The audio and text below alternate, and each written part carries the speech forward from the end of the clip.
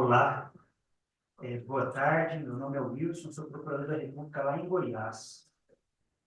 A primeira coisa que eu preciso fazer é explicar por que um goiano está aqui no Nordeste falando de energia eólica, né? Porque lá não tem, pelo menos não chegou por lá ainda.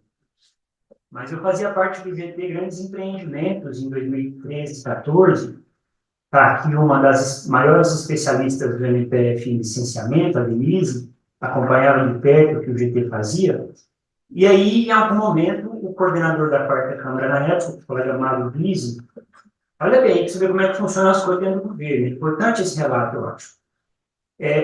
O MPF é procurado pelo Raimundo Deus Dará. Ele era diretor de gestão estratégica do MMA e secretário executivo do CONAMA. E, na época, o CONAMA estava discutindo a Resolução 462, na verdade, discutindo uma resolução para eólicas, e ia passar uma resolução com 3 artigos. 3 artigos.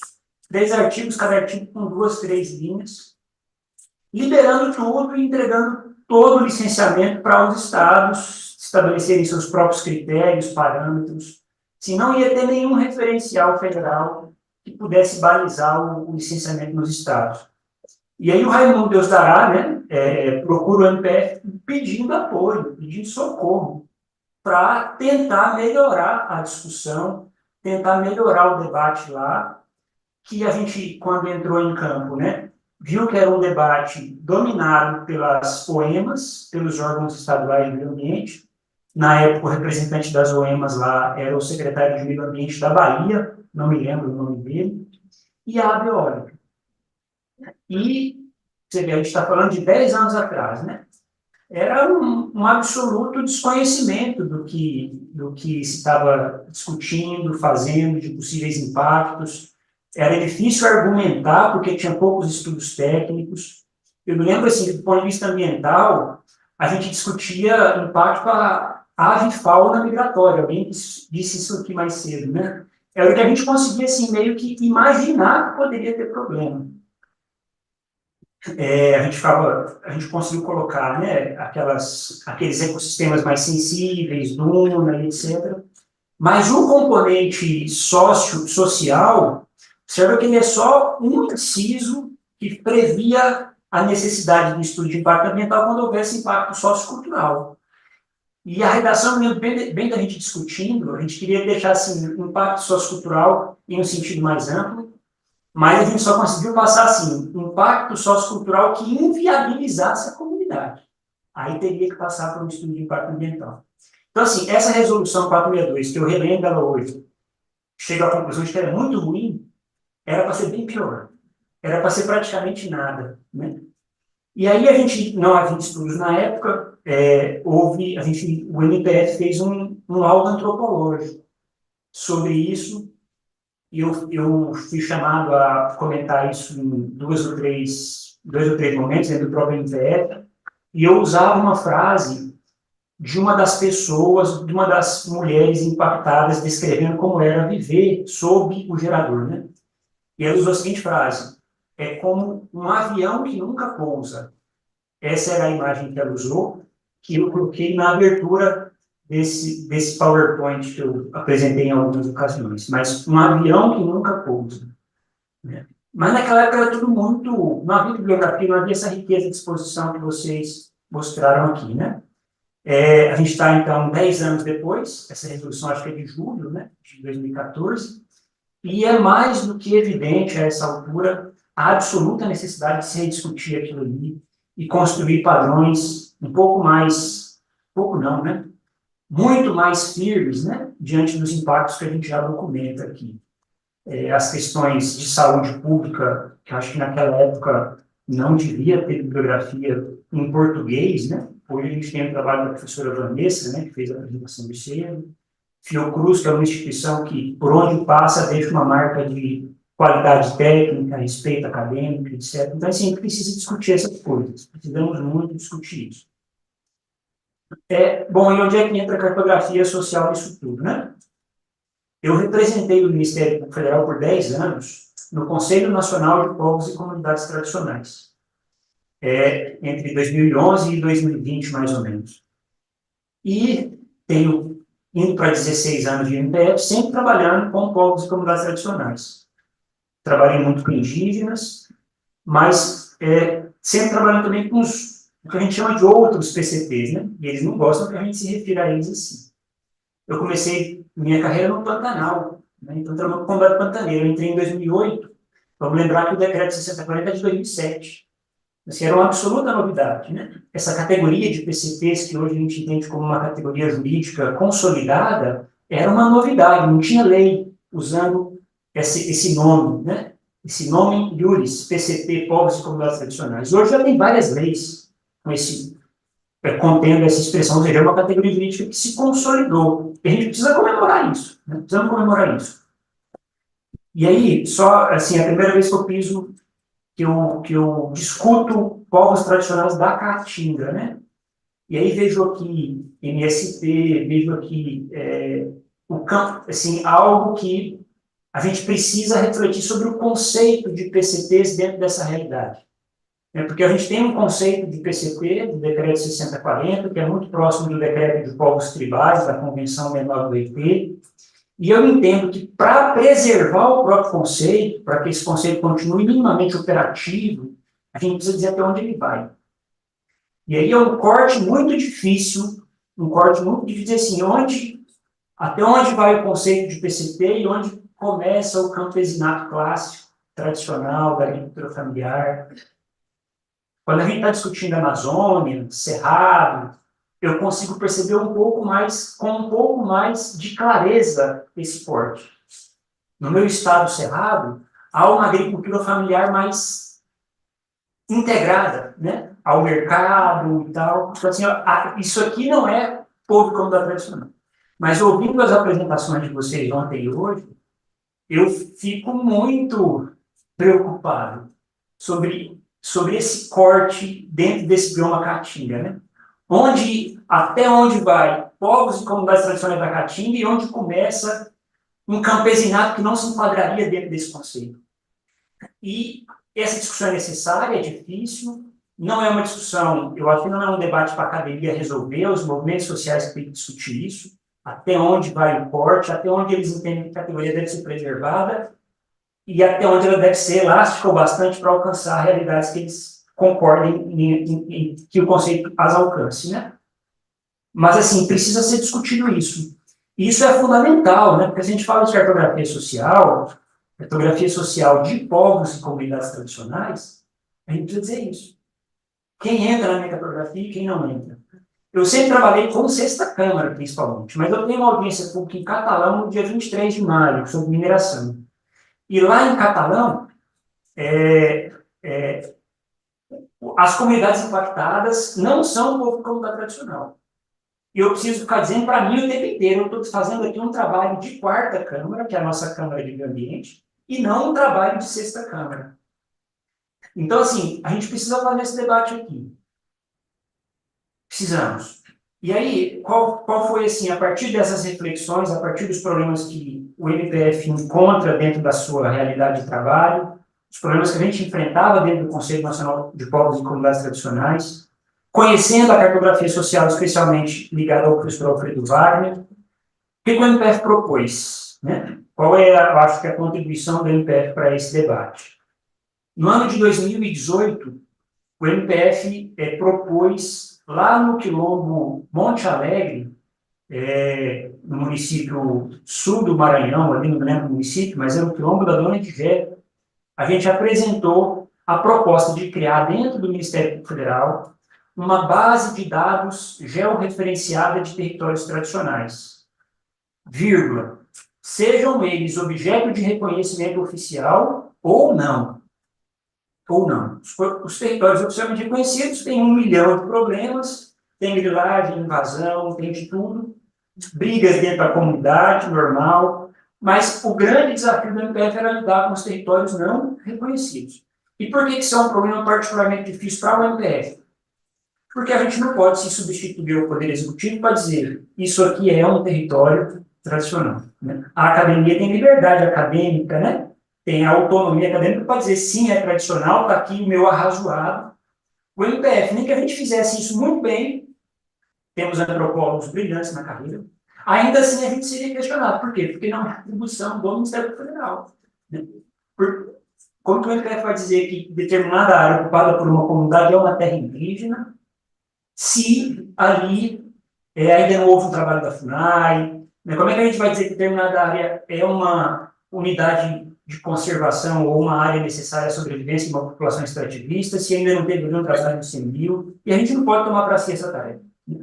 Bom, a gente queria fazer uma base de dados de uma referenciária de territórios tradicionais, reconhecidos oficialmente ou não. E a gente começou uma série de oficinas para chegar a esse objetivo. Foram 4 oficinas, das quais participaram, ao todo, nas 4 oficinas, 18 universidades, grande parte das ONGs da área socioambiental, ActionAid, em algum momento, esteve por lá, ISA, IPAM, ICMBio, ISPN, WWF, Greenpeace. Na época, 2018, né, ainda tínhamos o governo, né, não era o governo deposto em 2016, mas havia ainda alguns setores do governo estavam preservados, né, então tínhamos técnicos competentes em várias áreas que participaram dessas oficinas, e a gente lança, então, em 2019, a Plataforma de Territórios Tradicionais. Plataforma de Territórios Tradicionais. Então, agora você manda o link. Põe o link da plataforma aí. Pela Plataforma de Territórios Tradicionais, as comunidades podem autodeclarar o seu território. Certo? Porque a gente está falando de algo diferente da autodeclaração étnica, que lá no início foi objeto de questionamentos e discussões, mas hoje está pacificado. Hoje ninguém discorda que quem define a sua identidade é o próprio sujeito, né, que a assume. Mas a gente está propondo aqui um exercício diferente. Na medida que o MPF não pode dizer se determinado território é tradicional ou não, a gente entende que é o próprio sujeito que precisa fazer isso. Então, a gente trabalha com a ideia agora de autodeclaração do território. Que tem um link estreito, né, para grande parte dos grupos étnicos com o território. Né, com a sua identidade étnica está ligada à sua pertença a um território. Isso não vale para todos os segmentos de PCT. Tá? Por exemplo, ciganos não têm a sua pertença baseada no território. Povos de terreiro não têm a sua pertença ligada ao território. Mas quase todos os outros segmentos, a gente percebe isso pelo nome dos segmentos: pantaneiros, geraizeiros, caatingueiros, ribeirinhos, sempre que tem a sua pertença ligada, sua pertença étnica ligada ao território. Então a gente entende que será possível, não vou ter tempo aqui de fazer um caminho do debate conceitual, teórico, que a gente fez para chegar a essa conclusão, mas a gente lançou a plataforma em 2019, né? Aí já teve colega meu, né? Colega meu, não, mas quando é que a plataforma vai chegar aqui no Nordeste? A plataforma já chegou, a plataforma está aqui. Isso tudo, professoras, que vocês apresentaram aí como cartografia social, hoje você manda um link, um e-mail para o MPF, vocês podem receber um login de usuário cadastrante, e vocês podem inserir essas informações que vocês já levantaram de territórios tradicionais nessa plataforma. O MPF tem a preocupação com fraude, né? Sim, aí se o fazendeiro resolve entrar no sistema e colocar ali o seu território, sua fazenda como um território tradicional, né? Então a gente entendeu desde o início que essa autodeclaração territorial precisava passar por uma validação. E a gente faz isso dentro da plataforma, isso tudo já está funcionando, isso tudo é operativo, que eu estou dizendo. A gente faz isso por meio de um conselho gestor, que é formado por 7 pessoas com direito a voto, sendo que 6 são representantes de comunidades tradicionais, indicadas pelo Conselho Nacional de Povos e Comunidades Tradicionais. Então, observa, é uma ferramenta que é coordenada pelo MPF, mas o MPF não tem o controle, não é o dono da ferramenta e não é quem diz o que é território tradicional ou não. Quem afirma esse caráter tradicional de um território autodeclarado é esse conselho gestor formado majoritariamente por representantes do CNPCT. Então, portanto, em última instância, é o CNPCT que valida essa autodeclaração territorial. A gente entende que a plataforma é um sistema de informação geográfica voluntária, né? Isso está na bibliografia da geografia, do geoprocessamento, E a gente entende que esse sistema de informação geográfica voluntário ele pode ser útil para colmatar algumas lacunas de governança fundiária que o governo tem a partir dos seus sistemas oficiais, né? CIGEP, os vários dados aí dos sistemas de geoprocessamento do governo, tem muitos clarões aí no espaço brasileiro, né? As comunidades, como as pessoas já disseram, estão invisíveis. E a gente entende que essa plataforma precisa ser integrada a essas bases de dados oficiais para que essas lacunas, esses buracos, esses pontos cegos aí da governança fundiária oficial passem a ser considerados na execução e na construção de políticas públicas, né? E para garantir esse diálogo desse sistema de informação geográfica voluntária com as bases de dados oficiais, a gente construiu toda a plataforma, a sua infraestrutura técnica, a partir de uma norma ISO. Volta lá para a apresentação, por favor. Olha, só registrando que tem 20 territórios na Caatinga, viu? Pode ir lá para frente. Pode ir lá para penúltimo, antepenúltimo. Mais um. Isso. Pode ir mais um para frente. Não está o nome da norma ISO. Acho que é 19.152. Mas essa norma ISO, ela é uma norma sobre sistema de administração fundiária que tenta estabelecer parâmetros para que esses sistemas conversem entre si. E essa norma ISO tem um anexo que foi fruto de uma proposição da ONU Habitat. O Programa das Nações Unidas para os Assentamentos Humanos, ONU Habitat, buscou desenvolver um sistema de registros de direitos fundiários que favorecesse os territórios que permaneciam invisíveis ao sistema fundiário formal. Trata-se desse anexo STDM, Social Tenure Domain Model, um sistema de registro de direitos à terra PROPUR, com atenção às relações de posse compreendidas em um contínuo de direitos à terra. Essa ideia do contínuo de direitos à terra é muito interessante, porque a gente só costuma considerar direito à terra, dentro do nosso sistema jurídico muito pobre, o título, né, como é que chama lá? Ainda bem que a gente esquece essas coisas, né? Mas é a escritura pública registrada no cartório de registro de imóveis, né? É isso que define a propriedade da terra no Brasil. E a norma da ONU, o debate feito pela ONU, pensa esse direito à terra como um contínuo, que vai desde essa posse informal da agricultura familiar, das comunidades tradicionais, até essa posse formal registrada no cartório de imóveis. Ou seja, há um contínuo de direitos à terra que precisa ser legível para o Estado.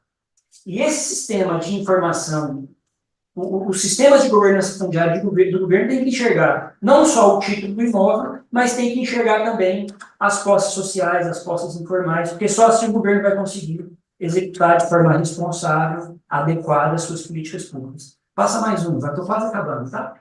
Tá aí o nome da norma ISO, ó, é a 19.152, né? Bom, isso já está avançado, tem várias discussões com o governo. Não sei se vocês sabem, mas o Ministério do Desenvolvimento Agrário está discutindo uma política nacional de ordenação fundiária, já tem um decreto minutado, dizem que está na Casa Civil, e a plataforma de territórios tradicionais figura como um dos instrumentos dessa política. Então, a grande novidade, a boa novidade desse governo é o Ministério do Desenvolvimento Agrário.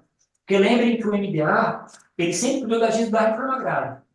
E na composição atual do governo, existe inclusive uma secretaria de povos e comunidades tradicionais dentro do MDA, que quem está lá à frente é o companheiro da CONAC, Milton Cerqueira, né?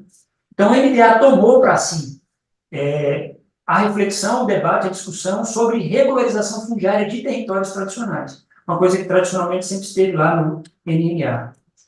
Passa mais um, acabou. Aí eu vou pedir para você voltar lá para o começo.